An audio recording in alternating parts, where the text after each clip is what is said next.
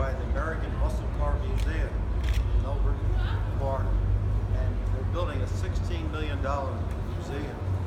And they have well over 200 cars. So it's going to be something else. Tom Prisman, who's the representative of the owner, is Mark Pillock. Mark owns the museum and all the cars. And Tom was here, and they asked me to come here. I was the original owner. The car, as you see it, is exactly as we raced it. I made this poster. I made this poster for Tom and for Mark, and this is me, and this is Bob Johnson, who drove it, and this young fellow here was the mechanic of the car. And the car, as you see it, is exactly as raced. I purchased this not thinking I was going to race. It was nothing but a street car, and I wanted a hot street car. And Bob Johnson and I started going to a lot of races, and we decided, I told him, look, I'll convert it to a race car, and you get a license and drive it.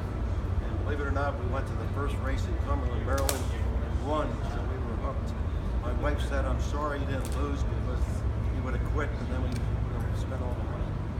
But anyhow, this is the way we raced the car. We had to be at least third place in Central Division in order to go to Daytona for the runoffs.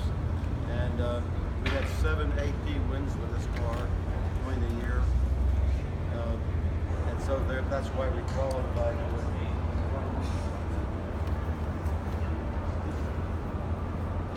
After this car, I sold it. And I got my first factory L88, which is owned by Kevin and restored by Kevin. It's a beautiful 912, and that car was very successful. We won our first FIA race, 6 hours of Rockets Glen, the first GT over 2 liters. Kevin knows that that's not. One day, I have to tell you this quick story. This fellow kept calling my house, and I traveled a lot for my work. And he said, he found my race car.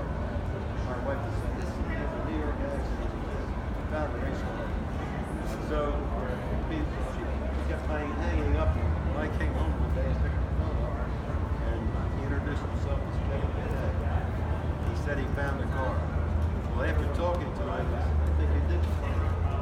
So I went up to New York and sold the car, and I was tickled to death that somebody found it. I'd like to see it restored. I knew we had a tremendous reputation of restoring these cars, and then he found someone who wanted it.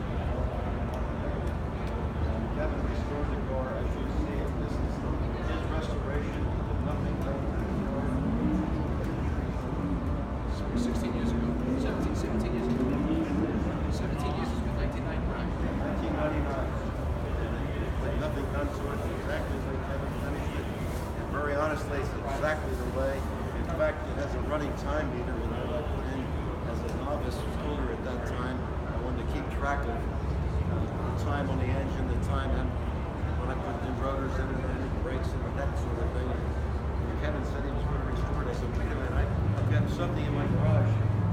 I'd go ahead and put that in there because that's exactly the way I had it. This was a radio delete car, and I can't say enough about it. I want to say one thing. When Mr. Bergen came up to visit me in Valley Street, Long Island, New York, the car was the guy that we found the car, the guy who owned the landscaping company. But if you own a landscaping company, mostly you own is green. He painted his car like lawn green. That's what he called it. So when Mr. Bergen came up there, he goes, I can't recognize this damn car because because it was over the years it was modified, brought back to a street car, the whole bit. But I knew it was the car because he had all the documentation of the car, so I knew the numbers matched. So he's looking around, he goes, no, Kevin, I just, well, look, up at it had a single hood pin, yeah. He wasn't really sure. And then he looked inside the interior, and he looks at the gas pedal, and goes, it's my car! He's all excited, jumping up. What do you mean? He goes, you see that metal diamond plate that's on the floor? I said, yeah. He goes, I put that in myself. That's my car. And right away, that was But it had the VIN number anyhow. right.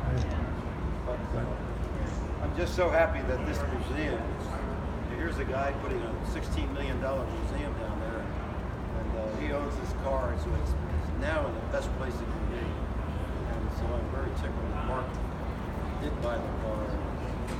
Your history is unbelievable. 68 Corvette L88 racer winner, 69 L88 racer winner, and then most people don't know when he joined the Goodwood racing team, went to Le Mans as crew chief. How many races?